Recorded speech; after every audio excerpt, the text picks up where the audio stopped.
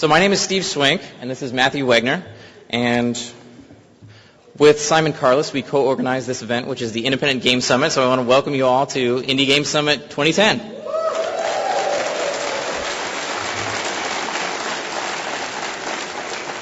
And we do this basically to give indies a voice at GDC. And Matthew has a couple words to say. Yeah, so the slide last year was just sort of a couple bullet points here, but I actually wanted to talk a little bit about sort of the growth of indie, because I think this GDC is going to be the largest indie to date. I mean, I don't know if you've been to the gathering so far, but there's been like 70-plus person dinners. So I think as indie itself is growing, I mean, individual games are reaching hundreds of thousands of players, and collectively in this room, probably like a couple million players. And I don't think it'll be too long before individual games will reach a couple million players, and collectively it'll be, tens of millions of players. And I think as indie grows, it's vitally important that we remain true to ourselves, that we make the game that we want to make, the game that you want to make. I became an indie so I could be different from everybody else, not so I could convince everybody else to be the same as me.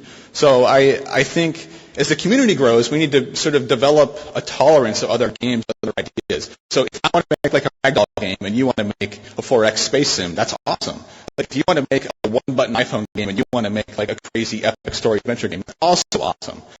Like if I want to make, like a shadow game and you want to make something so totally new, it's not even called a game. Like that's amazing. Like that's what we should embrace. So I think the look inward for inspiration, but look outward for help and support and advice. And the point of the IGS is to provide that help and support and advice. So over the next 2 days, we're going to have a lot of people up on stage sharing their experiences and their thoughts about being indie. And our hope is that you'll learn something from this and kind of apply it to make the best damn game that you can make, no matter what kind of game that is. So this is just an element of the diversity. This is every IGF entry this year. There's 600 up there across main, student, and mobile. And I made this in my hotel room this morning on tethered iPhone internet, so it's kind of clunky. So Steve did cover who we are. And this is our content for day one. Some of these sessions are half an hour backed into each other, so if you see that, please don't get up and kind of shuffle out. Try to, leave during the breaks. And with that, we're going to start off with our first talk. Ron Carmel, half of 2D Boy, will be talking about the indie publisher ecosystem, what works and what doesn't. So Ron Carmel, everyone.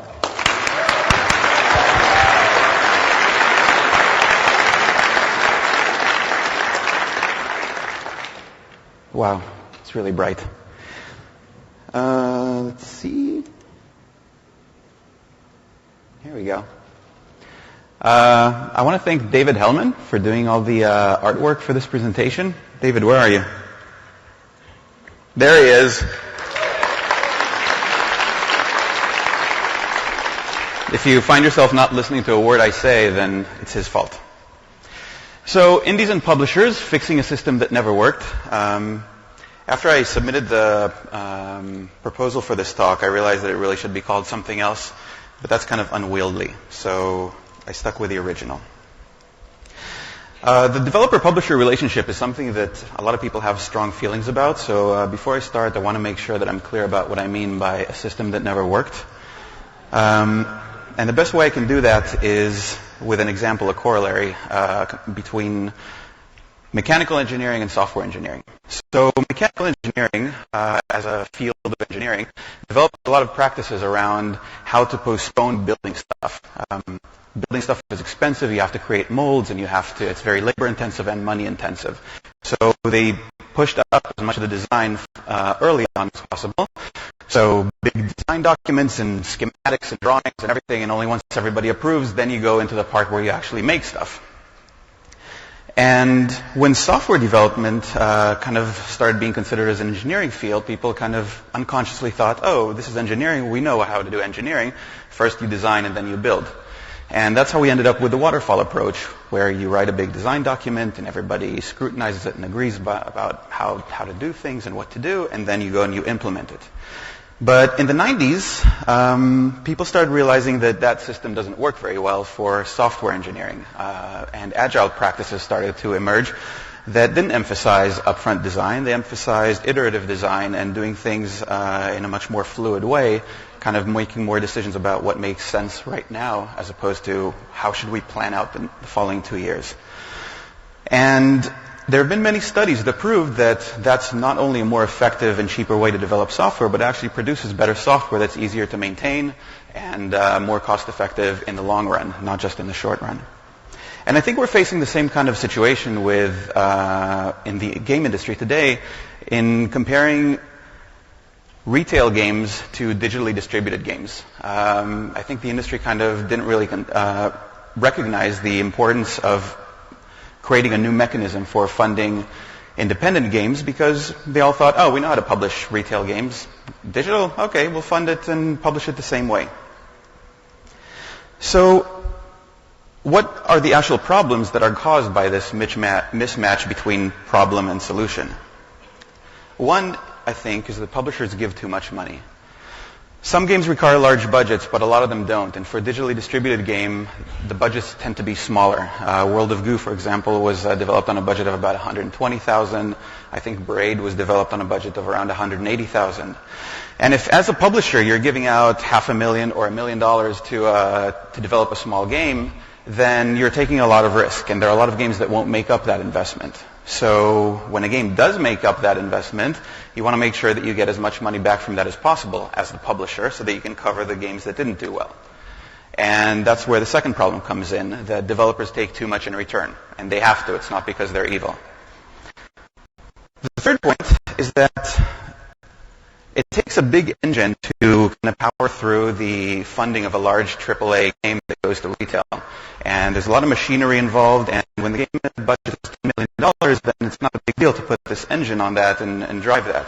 But when you take the same engine and put it on a smaller game, it becomes really inefficient. And developers end up being tenant farmers because of that. A publisher gives too much money, takes too much in return, and for developers, you start out getting your game funded. All throughout development, you're paying salaries, and you are covering your bills and paying rent. And when the game finally ships, you probably don't see a lot of royalties. And you immediately have to look for funding for your next game, and your next game, and your next game, until something goes wrong, and you can't find funding, and you go out of business. So how did we end up here?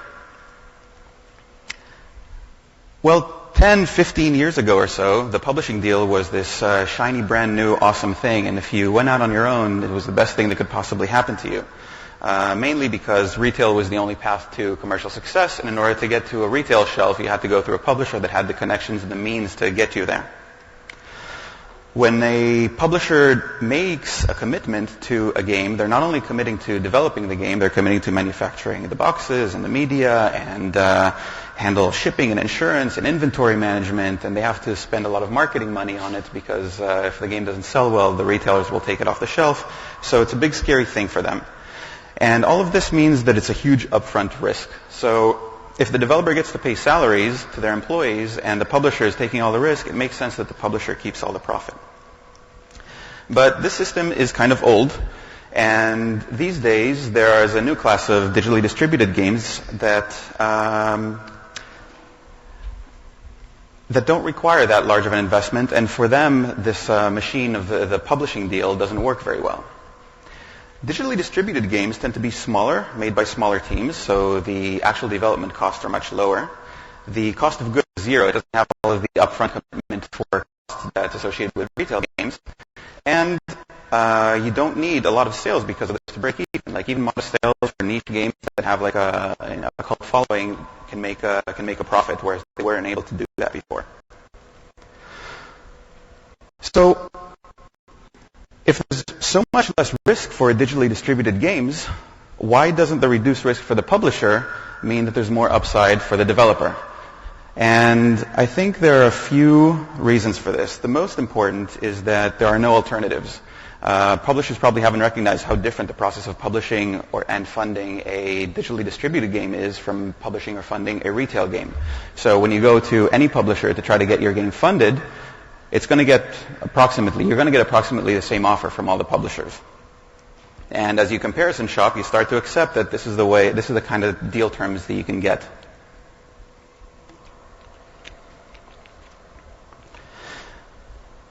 Another problem is the lack of information. So publishers have a lot of information about how games do and what the profit and loss looks like. But as a small developer, we don't often have access to all that information. So we don't actually know if we're getting a good deal or a bad deal. And finally, like I mentioned before, the machinery associated with publishing retail games is inefficient for doing digital distribution for games. And I want to illustrate this with an example of what it was like to work with Steam to get World of Goo up there and what it was like to get World of Goo up on Games for Windows Live. So for Games for Windows Live, we first started out talking to a biz dev person to negotiate the contract, and changes to the contract had to be approved by an executive and reviewed by a lawyer. And after the thing was signed, we were transferred to work with a producer who supervised the production of the game until it was ready for launch. And during that process, we worked with an engineer, and there was also a QA team to do all the certification and requirements testing. And that's a really big piece of machinery for one small developer to deal with. In contrast, working with Steam was a lot more efficient. We worked with a biz dev guy to get the contract signed. It was an email exchange with a technical person to help along with the tech work. So what does this boil down to, bottom line? With Steam, it took 1 day of legal work. We got the contract over email. We read it, reviewed it. Everything looked fine, signed it, got back the same day. And then it took another 4 days to do the technical integration work for achievements and high scores and all of that. With Games for Windows Live, it took 2 months to negotiate the contract and then another 2 months of technical work to get everything ready for launch. And that's a really, really long time. To be completely fair, though, this is not a fair comparison. The point I'm trying to illustrate here is when you take the system from, like, let's say, XBLA, which was inherited from retail, and you apply it to a digital distribution model, these are the results that you get. Whereas Steam clearly figured out how to do this thing efficiently, saves them money and time, saves us money and time. The reason this comparison is not fair, though, is because Games for Windows Live is very new, and Steam has been around for quite a few years now. XBLA is the biggest channel by far, and it's not a coincidence. Microsoft is just the kind of company that if history teaches us anything, it takes them a couple of iterations to get things right, but they do get it right. So let's backtrack, and I want to talk about publishing. And if you'll excuse my oversimplification, I think publishing is funding and distribution primarily. And these days, now that Steam has kind of led the way, and we also have XBLA and PSN and WiiWare and Direct-to-Drive and the Greenhouse and all these different distribution channels, we don't need publishers to get to our distribution channels for our games. We can do that on our own. So now that we cancel out distribution, you look at this equation, and I don't think we really need publishing either. The only thing we really need is funding. And for funding, we still have to go to publishers, which means getting bad terms. So then the question is, how do we do for funding what Valve did for digital distribution? And the answer, we hope, is IndieFund.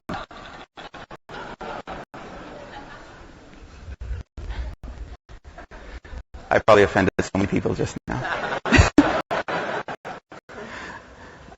IndieFund is a group of independent developers who got together to help other independent developers get and stay financially independent. Along the way, we hope to solve a bunch of problems that are currently inherent in the funding model as it is. The first of which is we're going to create a transparent submission process. There are a lot of stories. Tommy, are you here? Where's Tommy Ruffinus? All right. All those stories about developers ending up feeling like they got dicked around by publishers. And the reason is that there's no visibility into the process. You have some email exchanges, and then they disappear for a month, and then somebody else gets back to you, and you never know where along the process you are and when it will end. So developers end up, building hopes and feeling like they get strung along and maybe dicked around.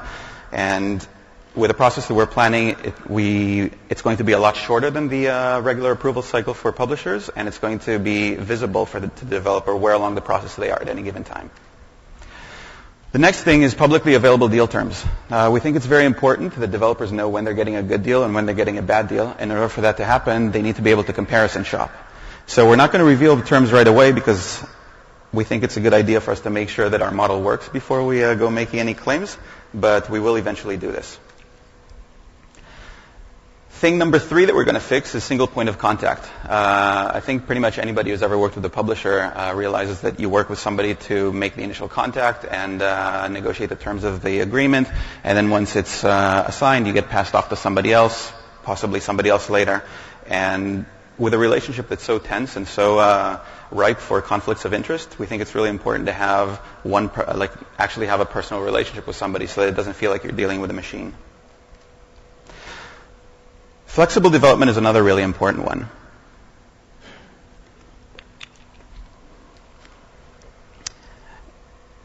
I think anybody who's been in the game industry for more than like a year or two realizes that when you start working on a game, you don't necessarily know how it's going to end up being, and it's a process that requires iteration and experimentation. And so when you work with a publisher and try to come up with this big game design document ahead of time, and moreover have milestones attached to it so that if you deviate from that or slip milestones, you don't get paid, but you still have employees and you need to pay the bills, that is it could be a source of a lot of conflict, and it could also interfere pretty seriously with the development of the game. So instead, we want to create a new model where the developer submits periodic builds to the fund, and along with those builds, they submit a change list so that at any given time, the game is evaluated based on where it was last time we saw it, not based on where we thought it should be when we wrote the game design document a year and a half ago. We feel that this process respects the game design process as it should happen, and that it'll not only be better for the developer, but actually result in better games being made, because it will allow for the experimentation to happen and for the exploration to happen. We seek no IP ownership. None of us are doing this full time, so we actually don't have the time to deal with trying to take control of IP or anything like that. We want the developer to own the IP and for the developer to be master of their own destiny. If they don't want to make a sequel, they won't make a sequel. And if they do, that they should have the choice of who develops it, when, and under what terms. And finally, similar but slightly different, we seek no IP control. We don't want to have editorial influence over your game. We don't want to tell you how to make your game. If we provide funding for a game, then that's a vote of confidence in the team that they have a vision and that they can execute it. It's very easy to fall into the trap of thinking that I know better than you what's right for your game. But if I do know better than you what's right for your game, then we probably shouldn't be funding your game. And that's pretty much it for my talk. I want to open it up to questions, and there's a microphone over there if anybody has any.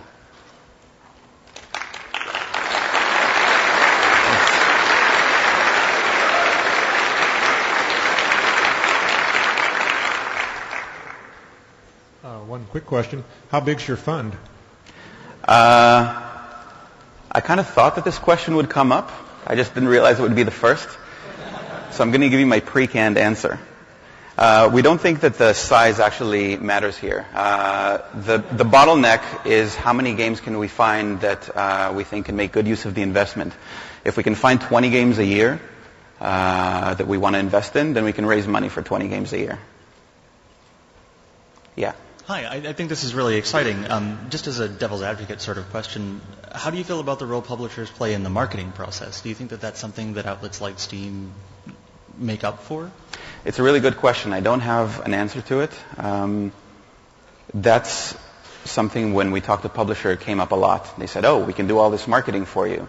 But I actually haven't seen conclusive evidence to point to marketing is really effective. Like, there's kind of this assumption that if you make an indie game that makes $200,000, but you put a good marketing budget on it, then maybe it can turn into a game that makes $1 million or $5 million. Personally, I would love to see something like that happen and proven, but I don't really know what role can be played by marketing for indie games.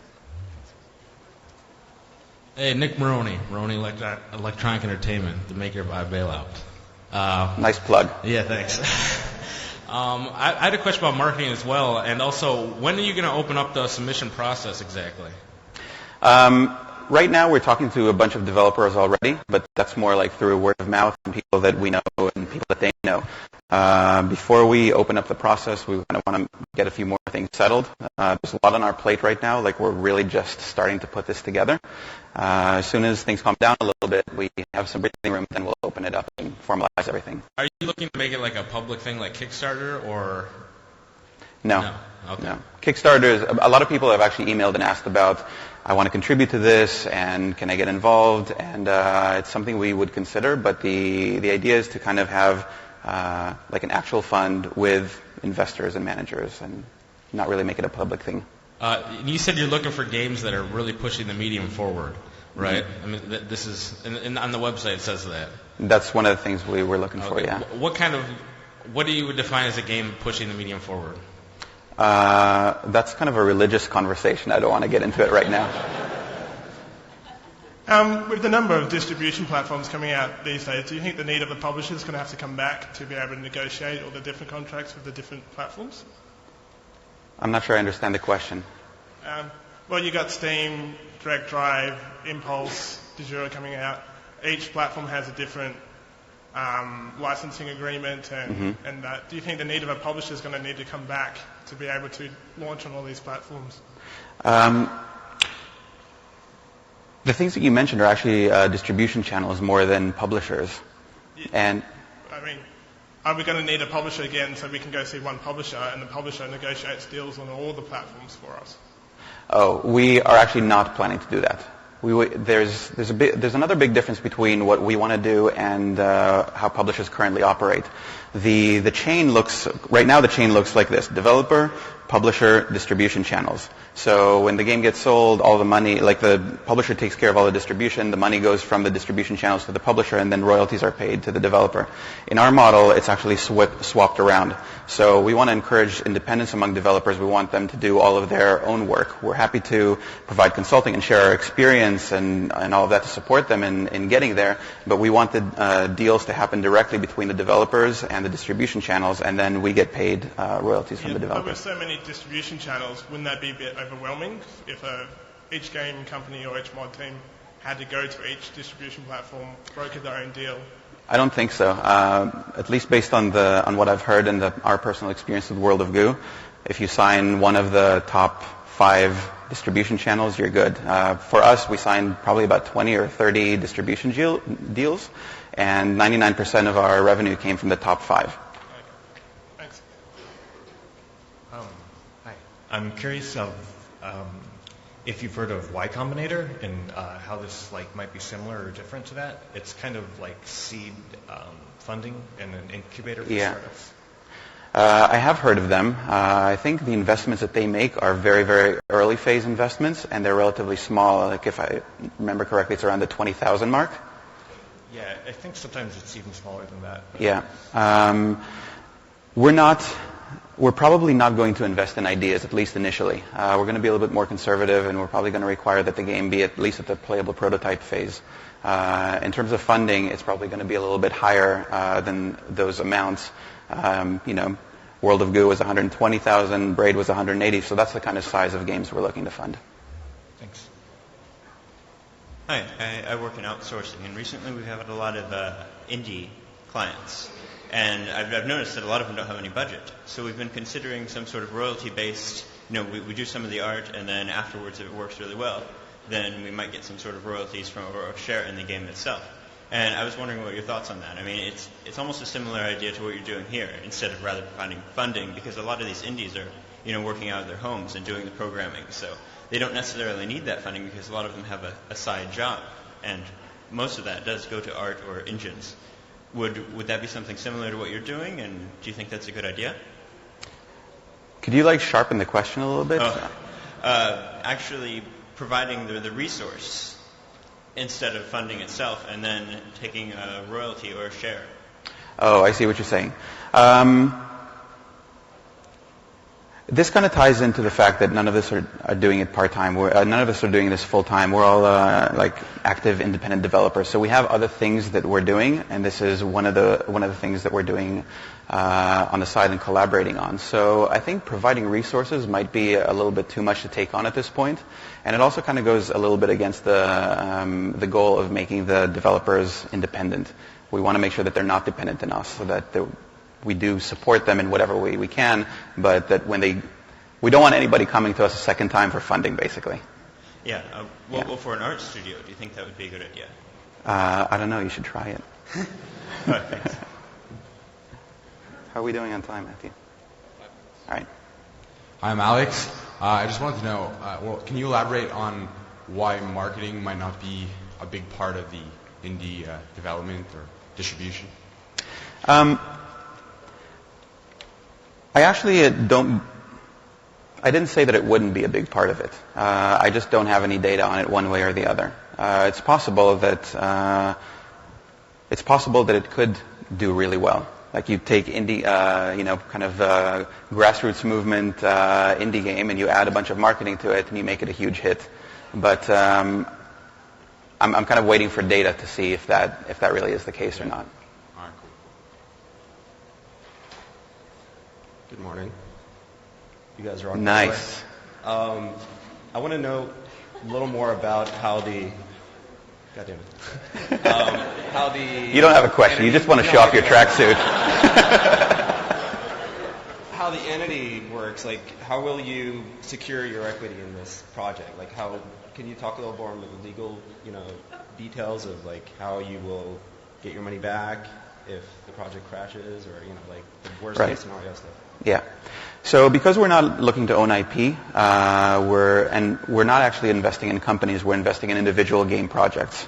We would work with the developer to figure out a budget that we all, based on our experience, agree is a reasonable budget, and we'll approve it, and we'll make payments over time. Once the game ships, first of all, the fund recoups all of the costs. So if we funded your game for the amount of $100,000, then we'll first recoup the $100,000. And afterwards, for a limited time, we're going to get a revenue share from that game. And that revenue share is going to be a lot, like much smaller than it would be with a publisher. How do you recoup that? Is that just a contract, basically? Like that would be in the funding contract. Okay, yeah. So that's how it's all tied together. Like, yeah. Okay. Excellent. Thank you. Hi, I was wondering how you went about approaching people to fund this. Were you just like, hey, you guys made a game. Do you want to pay somebody else money to make a game? The idea kind of evolved. Last year at GDC, there was an informal gathering of independent game developers, and there was a discussion around how do people get their games funded, and people had a variety of ways, anything from like government grants to publishing deals to bootstrapping. And Aaron Isaacson, who I know is here, where are you, Aaron? There, I think. So Aaron came up with the idea. Aaron just asked the question, why aren't we funding each other? And that's kind of started a conversation that evolved over time. And eventually we realized, look, there's enough money right now in the indie community, having a few years of independent developers that have self-published and had commercial successes, that we can actually pull together enough money to have a fund to fund the games that we want to see out there and help the developers get the deal that they deserve, keep control of their IP, and so on and so forth. We just think that we can move things a lot faster forward.